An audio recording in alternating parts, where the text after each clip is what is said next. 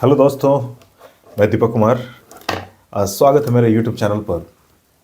और हम लोग जो है भारत में यूरोपीय व्यापारी कंपनियों का आगमन का चैप्टर जो है वो ख़त्म कर चुके हैं। और हम लोग जो है उसके बाद जो शुरुआत करेंगे कि उत्तरवर्ती मुग़ल शासक, है ना, उत्तरवर्ती मुग़ल शासक के समय में क्या क्या इंपॉर्टेंट घटनाएं हुई, क्यों मुग़ल शासन का पतन हुआ, है ना। ये सब जो है आधुनिक भारत के संदर्भ में हम लोग जानेंगे, है ना।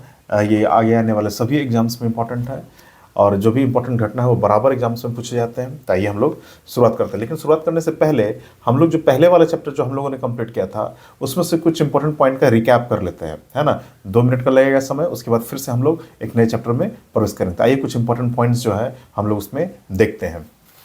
जैसे कि कुछ इंपॉर्टेंट नाम, व्यक्तित्व जो है इसकी चर्चा हम लोग कर लेते हैं, जैसे कि यूरोपीय व्यापारिक कंपनियों के आगमन के संदर्भ में, है ना। तो फादर मॉन्सरेट के बारे में चर्चा कर लेते हैं। देखिए, फादर मॉन्सरेट, ठीक है, फादर मॉन्सरेट नाम पूछा जाता है। फादर मॉन्सरेट, ये फादर मॉन्सरेट जो है ये अकबर के दरबार में आए थे, है ना।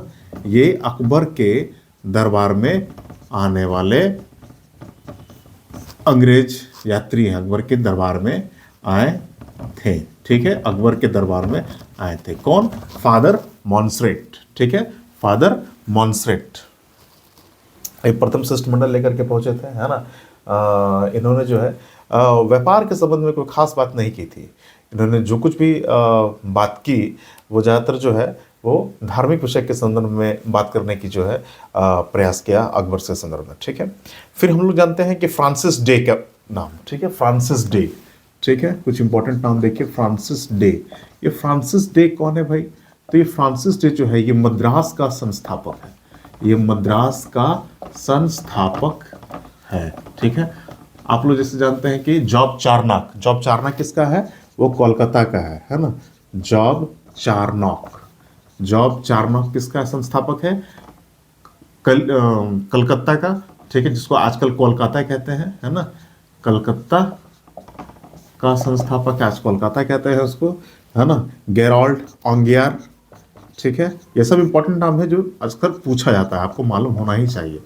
ऑंगियार, ये क्या है? किसका? आज का मुंबई, है ना, उस समय का बॉम्बे, बॉम्बे का संस्थापक, बॉम्बे का संस्थापक, ठीक है। ये सब इंपॉर्टेंट नाम है, कुछ हम लोग इसको देखते चलेंगे, ठीक है। फिर है कि एक नाम है शोभा सिंह, ठीक है, शोभा सिंह, है ना, शोभा सिंह।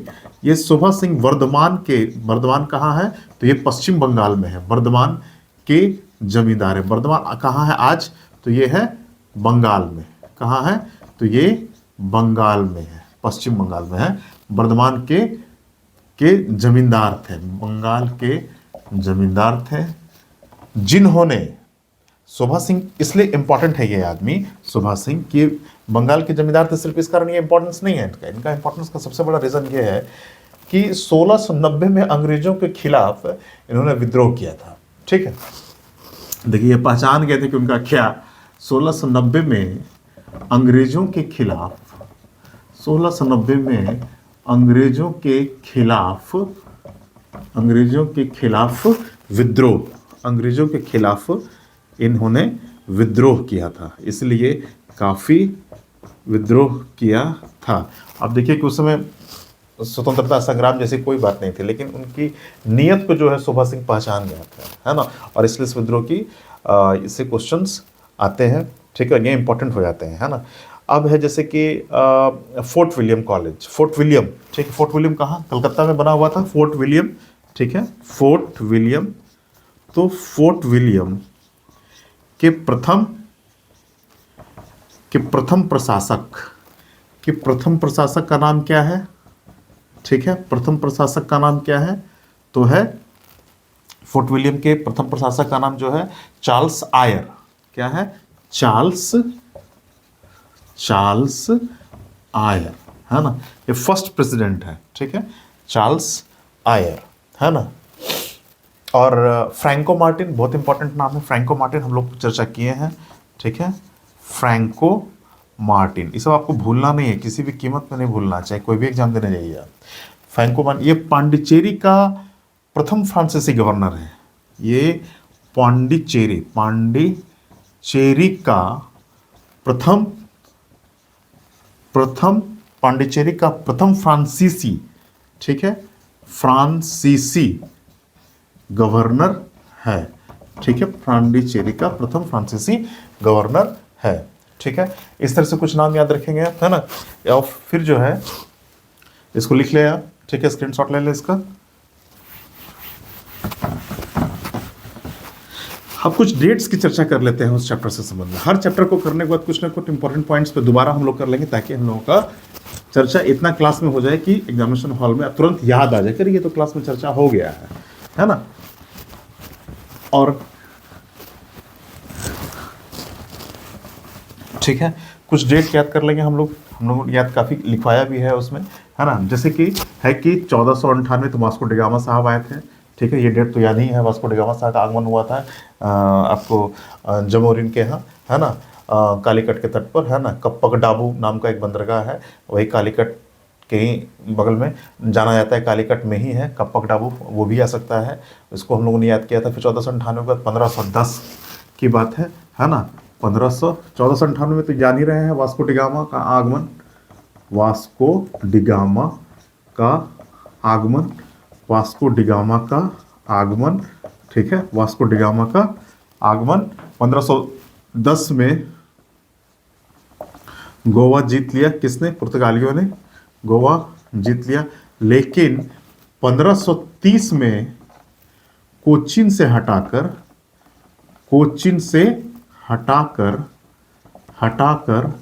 गोवा को राजधानी पुर्तगालियों ने बनाया। गोवा को राजधानी पुर्तगालियों ने बनाया। पुर्तगालियों ने बनाया, ठीक है, वेरी गुड, पुर्तगालियों ने बनाया। अब देखिए पुर्तगालियों ने बनाया, है ना। अब हम लोग जो है और हम लोग चर्चा कर लेते हैं। जैसे कि 1599 में ब्रिटिश ईस्ट इंडिया कंपनी का गठन होता है, ठीक है। 1599 में sorry, British east India company का गठन हो जाता है। ब्रिटिश ईस्ट इंडिया कंपनी का गठन हो जाता है। हमने नाम के संबंध में आपको पहले ही कहा है कि जो है ब्रिटेन से आने वाले जो कंपनियां हैं वो इस तरह की 2-3 कंपनियां आती है, लेकिन 1833 के चार्टर एक्ट से जो है नाम जो है बिल्कुल ईस्ट इंडिया कंपनी हो जाता है ना। इस बात पर ध्यान में रखना है, ठीक है। और फिर हम लोग चलते हैं, जैसे कि 1602 में डच ईस्ट इंडिया कंपनी का गठन होता है। 1602 में डच ईस्ट इंडिया कंपनी का डच ईस्ट इंडिया कंपनी का गठन होता है 1602 में, ठीक है, 1602 में। फिर आ जाइए आप लोग, एक कहानी हम लोगों ने सुनी थी 1661 में, है ना, कि बॉम्बे को क्या हुआ था, दहेज में बॉम्बे को, इस सब घटना याद रखिएगा, क्वेश्चन पूछा जाता है। बॉम्बे को दहेज में चार्ल्स द्वितीय, है ना, चार्ल्स द्वितीय दहेज में चार्ल्स द्वितीय को मिला था। कहानी पूरा लिखने की जरूरत नहीं है, को मिला था, ठीक है, चार्ल्स द्वितीय को मिला था। शादी हुई थी पुर्तगाली राजकुमारी कैथरीन ब्रिगेंजा से, है ना। तो क्या क्या था, बॉम्बे को दहेज में दे दिया था पुर्तगालियों ने चार्ल्स द्वितीय को, और चार्ल्स द्वितीय ने क्या कर दिया, है ना, इसको फिर कंपनी को दे दिया था। कितना, ब्रिटिश ईस्ट इंडिया कंपनी को दे दिया था 10 पाउंड के वार्षिक कर के एवज में, ठीक है ना। फिर इसके बाद एक इम्पॉर्टेंट डेट है जो है उस चैप्टर से 1759, ठीक है, 1759 बेदरा का युद्ध। ये कहाँ, बेदरा कहाँ है, तो ये है बंगाल में, बंगाल में, ठीक है, अरे ये है बंगाल में, ठीक है। बेदरा कहाँ है? तो ये है बंगाल में, है ना, बंगाल में बेदरा। और 1759 में क्या हुआ था कि डच और अंग्रेजी कंपनी का युद्ध हुआ था। डच उसमें हार गए थे, है ना। उसके बाद से इनका सफाया हो गया था, डचों का सफाया। क्या हुआ था? डचों का सफाया हो गया। किसने किया सफाया? ब्रिटिश कंपनी ने। ठीक है, 1759, इसको याद रखना है ना। इसको आप स्क्रीनशॉट ले लें। ठीक है, इसके बाद हम लोग नेक्स्ट चलते हैं, एक डेट और कर लेते हैं यहाँ पे, है ना।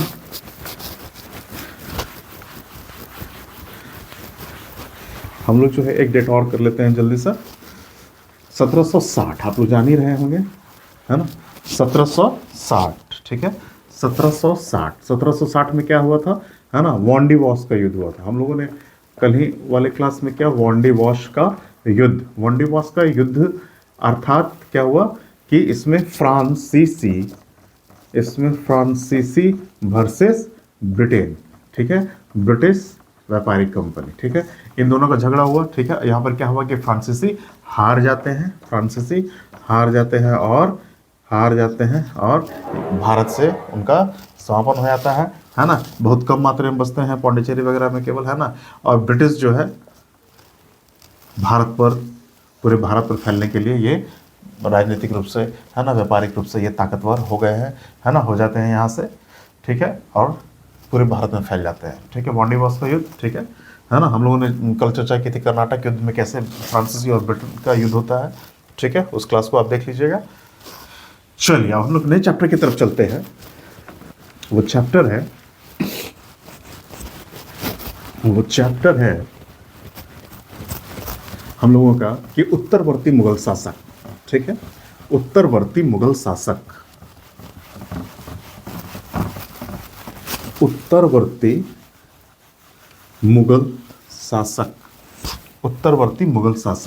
ठीक है। चैप्टर क्या है? उत्तरवर्ती मुगल शासक,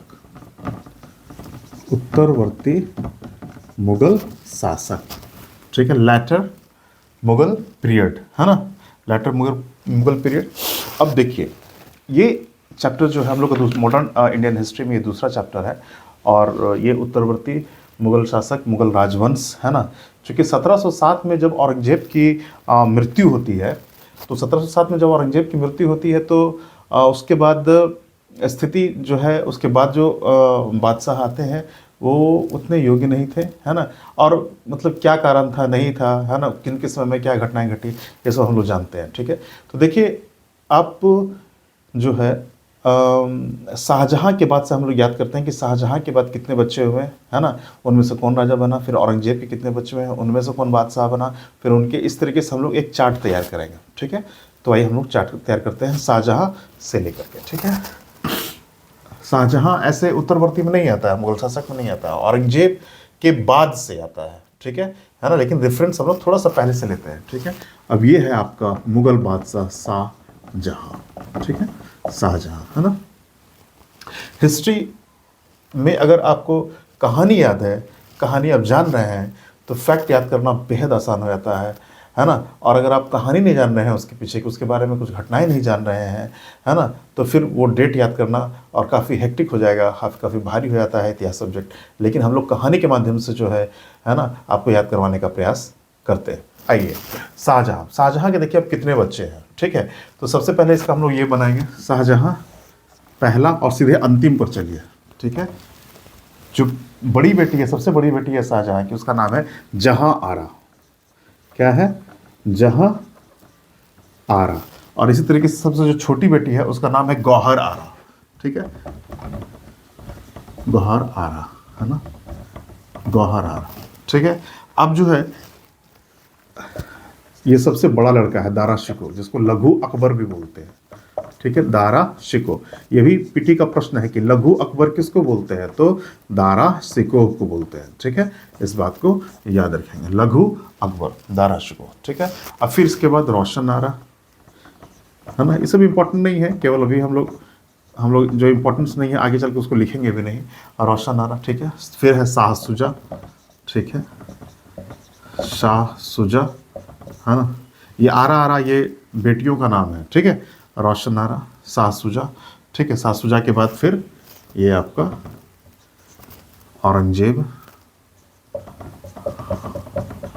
ये औरंगजेब, ठीक है ना। इसकी मृत्यु होगी 1707 में। शाहजहां के बाद जो है अपने भाइयों को, दारा सिको हो गया, शाह शुजा हो गया, है ना, जो है इन सबों को ख़त्म करने के बाद जो है ये औरंगजेब ये शहंशाह बनेगा, ठीक है। अब औरंगजेब जो है इसकी मृत्यु कब हो जाती है? तो इसकी मृत्यु होती है 1707 में, ठीक है। 1707 में मृत्यु होती है। अब देखिए यहाँ फोकस क्या करना है। 1707 में मृत्यु होती है। अब औरंगजेब के बाद जो भी राजा बनेंगे उन सबको उत्तरवर्ती मुगल शासक कहेंगे और उनका नंबरिंग कर देंगे हम, ठीक है। अब जैसे कि औरंगजेब के कितने बच्चे हैं भाई? तो औरंगजेब के जो है पहला बच्चा है मुअज्जम, ठीक है, मुअज्जम, है ना, मुअज्जम। ये कब? 1707 के बाद ये इसे ही राजा बनता है, 1707 से लेके 1712 तक, ठीक है, मुअज्जम, है ना। उसके बाद एक और बचा हुआ, लेकिन क्या कि वो कोई काम का नहीं है हमारे, इसलिए हिस्टोरिकल उसको हम लोग नहीं देखेंगे, ठीक है। अब यहाँ थोड़ा सा हम लोग जो है, एक है नेकुसियर या अकबर तृतीय, अकबर द्वितीय, ठीक है, उसको थोड़ा सा हम लिख लेते हैं। इसकी चर्चा हम लोग बाद में जाकर करें, केवल अभी यहाँ पर लिख लेते हैं, ठीक है। नेकुशियर, नेकुशियर अकबर, अकबर द्वितीय, अकबर द्वितीय, केवल आप लिख लीजिए। जब कहानी हम लोग सुनेंगे तब समझ में आया कि अकबर द्वितीय ने क्या किया, इसकी क्या महत्ता है ना, इसलिए, ठीक है। और इसके बाद जो है हम लोग लिखते हैं शाहजहां तृतीय, ठीक है। एक औरंगजेब का जो है वहाँ हम लोग लिखते हैं शाहजहां तृतीय, यानी कि औरंगजेब का एक बेटा हुआ, है ना, लेकिन ये कोई इंपॉर्टेंस नहीं था, इसलिए इसके नाम को हम लोग नहीं लिखते हैं, लेकिन इसका बच्चा है शाहजहां तृतीय, ठीक है, शाहजहां तृतीय। ये शाहजहां तो है ही है ना, तो ये शाहजहां द्वितीय होगा, लेकिन हमको नहीं जानना है, हमको जो है किस पे ध्यान लगाना है, शाहजहां तृतीय पे, ठीक है। ये यानी कि औरंगजेब का पोता है, ठीक है, औरंगजेब का पोता है। अब देखिए, अब इस जो है हम इस पे नंबरिंग करते हैं। सबसे पहले जो कोई अगर मतलब कि उत्तरवर्ती मुगल शासक का पहला जो है वो है ये मुअज्जम, यहाँ पर 1 करेंगे। इसके बाद 2, 3, 4, 5, 6, 7, 8 हम लोग जो होता जाएगा वो लोग करते जाएंगे, और उनके बारे में कहानी हम लोग सुनते जाएंगे, उसके माध्यम से फैक्ट को दिमाग में रखते जाएंगे। अब देखिए 1700 से लेकर 1712 तक ये रहे मुअज्जम, ठीक है। अब इनका नाम जो है, इनको बहादुर शाह प्रथम भी कहा जाता है ना।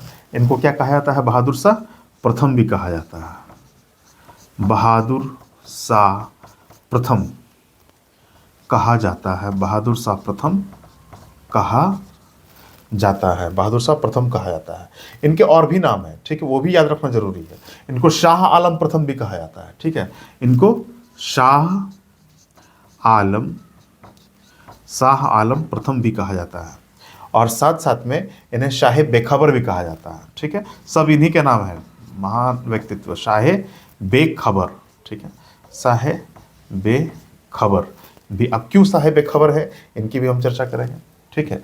शाह बेखबर कहा जाता है इनको, देखिए मुअज्जम हो गए, बहादुर शाह प्रथम, शाह आलम प्रथम, शाह बेखबर, सब इन्हीं के नाम है, ठीक है। 1700 के 1712। अब इनके बारे में जैसे है कि शाह बेखबर, है ना, अब जर से है कि इम्पॉर्टेंट चीज़ों पर उतने ज़्यादा ध्यान से नहीं सोचते होंगे, है ना, लेकिन फिर भी इनकी एक सबसे बड़ी खासियत क्या है कि इन्होंने जो औरंगजेब के समय में एक असहिष्णु वातावरण बन गया था, है ना, कि जैसे कि हम लोग जानने चलते हैं कि मंदिरों को तोड़वाना या इस तरह का एक धार्मिक कट्टरता का प्रदर्शन हुआ था कुछ हद तक औरंगजेब के समय में, तो उसको जो है ये मोहम्मद मुअज्जम ने जो है इसको वैसा नहीं किया। इन्होंने जो धार्मिक सहिष्णुता की नीति अपनाई, ठीक है, धार्मिक सहिष्णुता की नीति अपनाई, और कोशिश किया जहाँ तक हो कि शांतिपूर्ण जो है मतलब कि माहौल बना हुआ रहे साम्राज्य में, मुगल साम्राज्य में। यहाँ तक मुगल साम्राज्य की स्थिति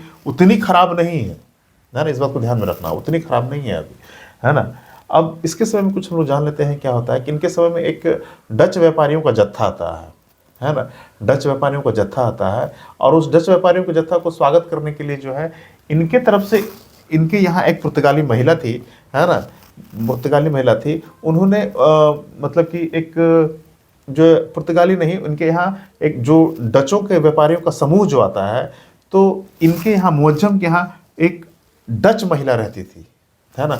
उस डच महिला ने उन डच व्यापारिक कंपनियां जो आई थी इनके यहाँ शिष्टमंडल के रूप में, उसकी काफ़ी सेवा की, है ना।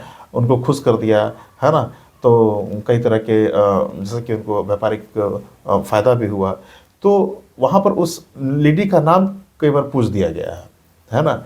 तो जो है उनको मुगल दरबार में बीवी फितना कहा जाता था, फिदना, फिदवा, बीवी फिदवा, ठीक है। डच व्यापारिक शिष्टमंडल, ठीक है, शिष्टमंडल की सेवा किसने की? बीवी फिदवा, बीवी फिदवा, है ना, जिसका नाम जूलियाना था। क्या नाम था? जूलियाना, जूली नाम काफ़ी इंपॉर्टेंट है। इंपॉर्टेंट क्या, इंटरेस्टिंग है, जूलियाना, ठीक है, जूलियाना, है ना। तो आप याद रखिएगा, डच व्यापारिक शिष्टमंडल आए थे जिसकी सेवा बीवी फिदवा ने की थी, जिसका जो डच नाम था वो था आपको जूलियाना। अब जो है थोड़ा सा हम या अब मुअज्जम पर फोकस कर रहे हैं आज, ठीक है। तो मुअज्जम पर ध्यान देंगे, है ना। आइए, अब कहानी आगे क्यों बढ़ रही है। मुअज्जम के बारे में जैसे कि हम लोगों ने इनके बारे में चर्चा की कि धार्मिक सहिष्णुता की नीति अपना रहे थे ये, है ना। और हम लोग देखे हैं कि इनका रिलेशनशिप जो है कैसे मतलब कि सिखों के साथ कैसा है इनका अपना रिलेशनशिप, है ना। तो इनका रिलेशनशिप जो है सिखों के साथ, गुरु गोविंद सिंह के साथ जो है इन्होंने अपना रिलेशन सुधारा, ठीक है।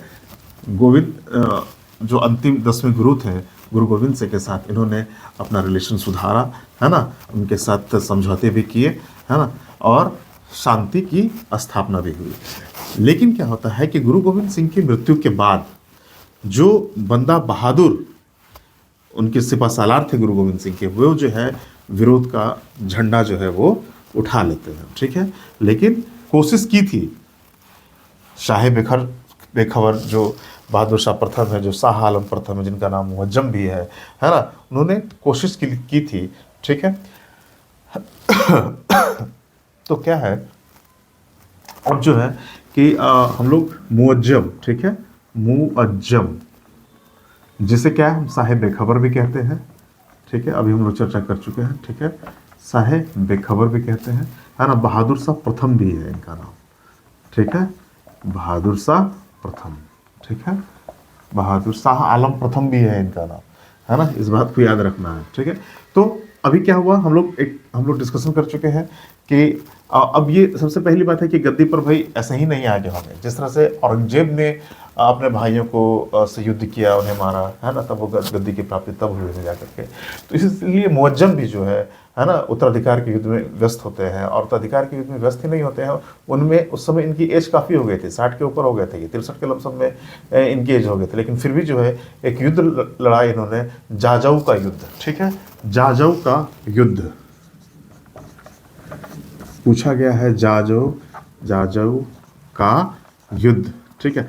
इस युद्ध में जब इनको जीत मिली तब जाकर ये गद्दी नशीं होते हैं, गद्दी प्राप्त होती है इनको, ठीक है। जाजऊ का युद्ध ये आपको 1707 में ही हो गया था, है ना। इस बात को ध्यान में रखना है कि जाजऊ युद्ध जो है, इधर डेथ हुआ, है ना, औरंगजेब का, उसके बाद जाजऊ का युद्ध हुआ, इसमें जीतने के बहादुर शाह प्रथम को राजगद्दी मिली, ठीक है। अब हम क्या देखते हैं कि अब जैसे कि पंजाबी सिखों के साथ क्या था भाई, अभी हम लोगों ने कहा ना कि सिखों के साथ में क्या था, सिखों के साथ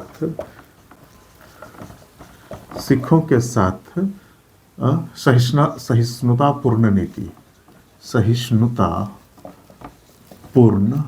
नीति, ठीक है। गुरु गोविंद सिंह के साथ इन्होंने अच्छा मतलब कि रिलेशन रखा, ठीक है। फिर आपको बुंदेला नरेश जो है छत्रसाल, इनके साथ अच्छा रिलेशन रखा, है ना, सहिष्णुतापूर्ण सिखों के साथ, प्लस ये छत्रसाल, है ना, छत्रसाल के साथ भी अच्छा रिलेशन रखा, ठीक है। छत्रसाल के साथ भी सहिष्णुतापूर्ण रीति रखा, ठीक है। बुंदेला नरेश है ये, ठीक है।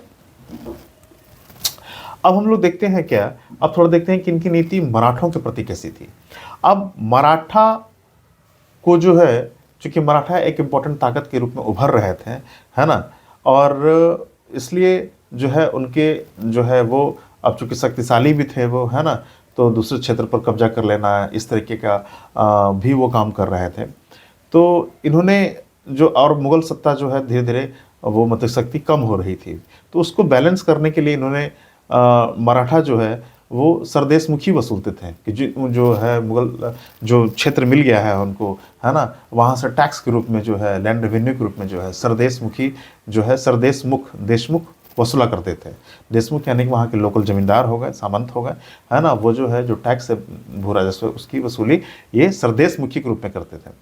तो अब सरदेशमुखी वसूलने का अधिकार जो है मुअज्जम ने, बहादुर शाह प्रथम ने तो दे दिया, है ना। तो यहाँ लिखेंगे मराठों को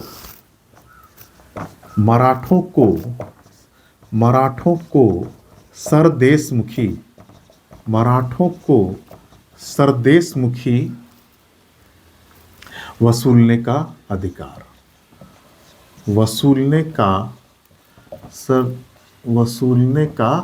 अधिकार, ठीक है, मराठों को सरदेशमुखी वसूलने का अधिकार। लेकिन यहीं पे लिखेंगे, लेकिन चौथ वसूलने का अधिकार नहीं दिया गया, है ना। चौथ के बगल में लिख के काट दीजिए ऐसे, ठीक है, यानी कि चौथ वसूलने का अधिकार नहीं दिया गया। चौथ क्या होता है ये भी जान जाइए। चौथ जैसे आजकल बोलते हैं ना रंगदारी टैक्स, एक तरीके का रंगदारी टैक्स है। रंगदारी टैक्स मतलब अगर उसको कहा जाए शब्दों में तो कि हम आपसे टैक्स मांगते हैं, हाँ मेरा कब्जा नहीं है लेकिन हम टैक्स मांगते हैं आपसे एरिया, आपके एरिया पर, और अगर आप नहीं दीजिएगा तो हम आप पर आक्रमण कर देंगे। चौथ इस तरह का, और अगर चौथ दे दिए तब हम आक्रमण नहीं करेंगे और साथ में आपको रक्षा का भी वचन देते हैं कि कोई आपको तंग नहीं करेगा। ये इस तरह का, ठीक है, रंगदारी का भी टैक्स का भी ये है ना, इसी तरीके से किया जाता है, ठीक है। तो चौथ वसूलने की, अगर चौथ इसलिए नहीं दिया गया कि अगर चौथ भी दे देते, है ना, तो मुग़ल सत्ता जो होता है फिर तो मुग़ल सेंट्रल पावर का मतलब क्या रह जाता है ना। अभी कुछ दम बचा है, कुछ शक्ति बची है, इसीलिए जो है वो चौथ बहादुर शाह प्रथम ने नहीं दिया, ठीक है। तो हम लोगों ने देखा कि सरदेशमुखी, है ना, ये चौथ नहीं दिया गया, तो मराठों को सरदेशमुखी वसूलने का अधिकार तो मिल ही गया है ना। अब जो है लेकिन मुअज्जम के समय में ही जो है ये जो घरेलू परिस्थिति थी वो मतलब कि उत्तराधिकार के विषय में जो थी, यहाँ भी फिर प्रॉब्लम हो जाता है ना। जिस तरह से औरंगजेब को लड़ करके गद्दी मिली, फिर मुअज्जम को, इनको भी लड़ करके गद्दी मिली, ठीक है, लड़ करके गद्दी मिली, है ना। तो इसी तरीके से जो है बहादुर शाह की डेथ के बाद भी ये स्थिति आ जाती है ना। और ऐसा हो जाता है कि इनके मरने के बाद 10 सप्ताह के बाद इनको दफनाया जाता है, ठीक है, 10 सप्ताह के बाद इनको दफनाया जाता है। 10 सप्ताह के बाद इनको दफनाया जाता है। ये झगड़े के कारण नहीं, इनको दफनाया जाता है, इनको दफनाया जाता है। यहाँ पर एक इम्पॉर्टेंट है कि सर सिडनी ओवेन, ठीक है, ये ब्रिटिश जो है चिंतक हैं, इतिहासकार हैं, सर सिडनी ओवेन।